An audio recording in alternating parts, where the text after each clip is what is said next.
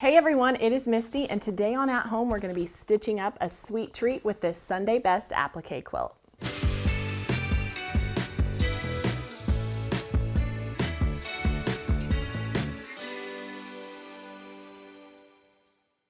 Today's project is so fun, and the main feature is this ice cream shop template builder set, and I can't wait to show you guys this. It has all the shapes you need to make these adorable ice cream sundaes and ice cream cones and popsicles that you see on this project behind me, and hopefully it will just inspire a world of creativity. I had so much fun with this project. So to make what you see behind me, you are of course going to need this template set. Then you're going to grab 9 assorted fat quarters. These are the colors that I used.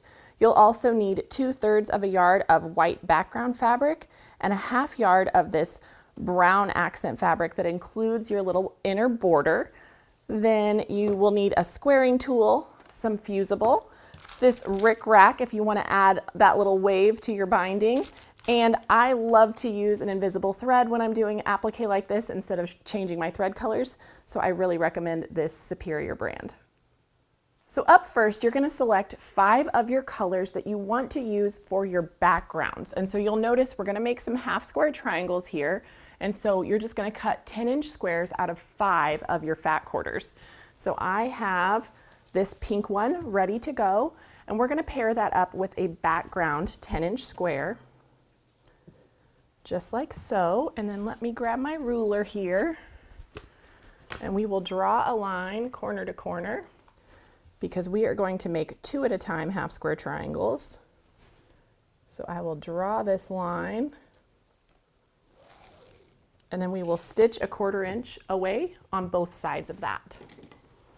So let's go ahead and take this to the sewing machine.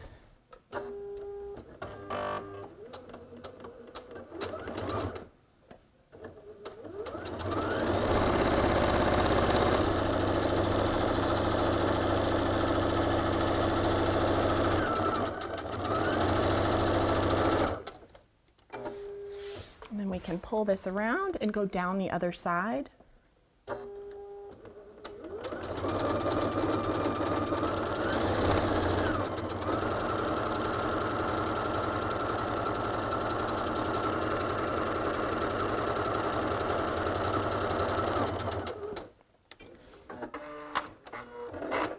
Beautiful. All right, now that we have stitched both sides of that, we can just cut this apart right on that line that we drew at the beginning. And this is going to give us our blocks for 2 of our squares. You'll end up with 1 extra that you can just set aside for another day. Let's go ahead and press this to the dark side.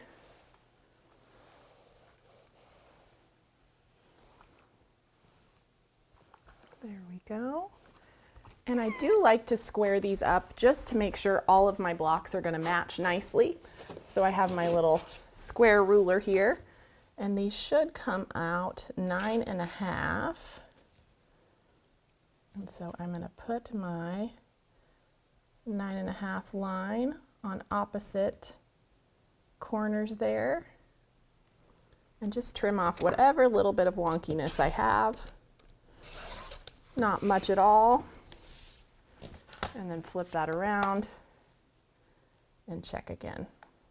That one's just a little short, but I can catch it in my seam. There we go. Now we have a nice square block, and we can move on to our applique. So we get to bust open this adorable template set. Let me show you how this comes. Here are all of the shapes. And so here's our sundae dish, our cone, our spoon, a different cone, and some of them are nestled together. So like here's our ice cream, and here's the whipped cream that goes on top. We have a banana, the banana split dish, popsicle, and then some fudge or syrup that goes on the top. So all kinds of fun things in here. And so now we just need to prep our fabrics with our fusible. Set this aside for now. And I think we are going to make the ice cream dish. And if you've never used our templates before, they come with paper on the back. And so I like to just score one little edge. Makes it way easier to get a hold of these and peel them off. So I say. All right, there we go. And you're gonna wanna go ahead and peel these off, even though for this particular project I'm using solids and it doesn't really matter. But you could totally use these to fussy cut and really play with your patterns if you're using a print fabric. So don't be afraid to get creative. There we go. And there's our ice cream dish. And so now I have this little piece of my blue fat quarter that I'm going to fuse to our So Light fusible. And so I like to have a hot, dry iron.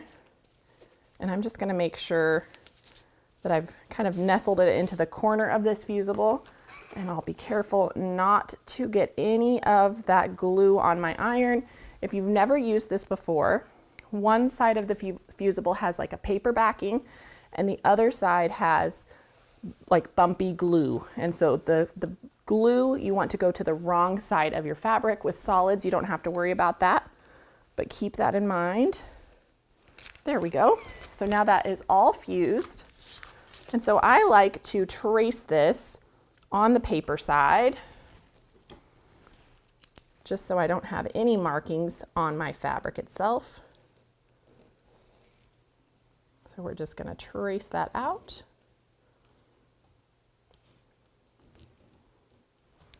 Just like so. And you don't have to do it perfect because we're going to come cut this out at the end. There we go. All right. So now I can use my scissors. I'm going to go ahead and cut this down so I have a smaller piece to work with, and then we'll make our way around. One other thing I failed to mention is when you do mark it on the back, if your templates are upright, it will technically be reversed. For a lot of these shapes, it's not really going to matter. But for some of them, like the popsicle, you might want to pay attention to that. Maybe you want the bite on a specific side. So just watch out for that. And in the pattern, it lists, you know, which shapes I use for which color. So you could sit and trace a bunch all at once instead of having to cut and trace one at a time and fuse one at a time. So there's some little hacks in there to make it go quicker for you. We are just about there. This is another great opportunity to have your kids help you cut these out too. Whatever you can do to get them in the sewing room with you, right? Okay. There we go. There is my little ice cream dish all ready to go. So I can toss this in the trash. And I went ahead and traced and cut out all of the other shapes. I'm going to make the ice cream sundae block that you see here in the middle. But I do want to give you guys just a couple of tips for the lighter colors. So you can see here, like the banana and this, you know, vanilla sauce on top, or the lighter scoop. Some of those you might want to do 2 layers of the fabric or the fusible, just so that you don't see through it. And so I've done that on a couple of mine. If it gets too thick for you, a tip is to only use the fusible on the edge. And so you can kind of cut out that shape ahead of time, trace the fusible first. Let me show you, actually, so that makes sense for you. Let me find a little piece of fusible so you know what I'm saying. So for example, on the banana, we trace this on here, and I'm going to fold it because, well, no, that won't work because then they'll be mirrored. But either way, we're going to trace one.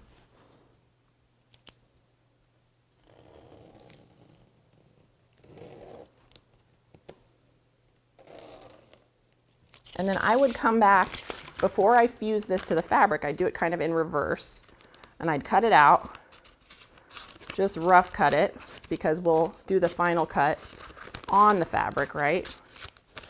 But I am going to come back and cut out the middle before I fuse it, and that's just going to take out some of the bulk. And so I'm just going to leave like somewhere between 1/4 inch and 1/2 inch on that banana. And this doesn't have to be perfect, but it's a great way to make sure that you can layer up those layers without having all the mini layers of the fusible, especially if you're going to hand quilt this later. You don't want it to be super thick all the way through. So there's a little tip for you. So back to assembling our cute little block. I have my 1/2 square triangle, that's the base. I do like to do all of this work at this point on the ironing board. So I'm gonna move this over a little bit. Move some of this out of the way, and we will start by putting our 1/2 square triangle on here. And then we are going to remove the paper from the back of all of our applique shapes. And so I just like to kind of fold that to get a crease, and then that will peel right off.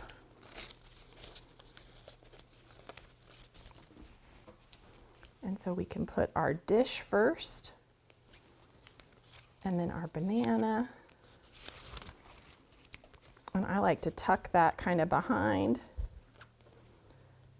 And all of this I just eyeball, but you can, of course, give yourself some little guidelines if you'd like. Here's our strawberry ice cream.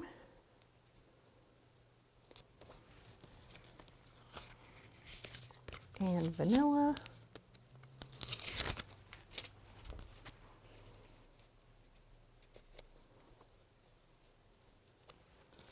And our chocolate, of course. Get that paper.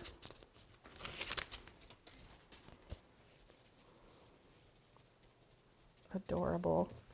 And then we get to put our syrups on top. So I have some vanilla for this guy, a little strawberry. And you can see how using the different colors just gives so much personality. And then, of course, some hot fudge to finish it off. And would it be a sundae without a little cherry on top? There we go. And you just want to make sure that you have at least your 1/4 inch so you don't lose any of the shapes in the end. You can see on this one I added a couple of little spoons. So just, play with whatever you'd like. And now we're just going to use a hot, dry iron, and we're going to carefully press straight down. And because we have some layers here, you're going to have to hold it for a little while. We've got a lot of applique going on, and so we're just going to press and hold and lift it straight up. We're not sliding our iron around, just like so. And then let it rest for a minute. Make sure everything is fused. I think my cherry needs a little bit more time. There we go. Oops, I missed this edge of the banana. Perfect. And that is it. Isn't this so cute? I absolutely love this Sundae block. And so of course, you're gonna wanna come back and do top stitching along this. You could do a straight stitch, a little zigzag. I love to do a blanket stitch with that invisible thread. So be sure to secure all of your shapes down before you sew them all together, or you could do the whole top at once since this is so small. And so let's take a look at this quilt behind me, because I just think all of these shapes are so adorable. You have these little ice cream cones, your individual sundae, and of course a popsicle with a bite taken out of it. We finished it off with a 3-inch border, and I did add this little row of rickrack before I attach the binding, which I just think is so cute. So we're just gonna base that in place before you add your binding to the edge, and I think it just turns out so cute. I hope you guys enjoyed this project, and I can't wait to see the sweet treats that you make. So I will see you next time on At Home. Hey everyone, thank you so much for watching At Home. We're so excited to be almost 1 million quilters strong here at Missouri Star. And so if you haven't already joined our family, be sure to subscribe and hit that notification bell so you can be notified of all of our future tutorials, and we'll see you soon.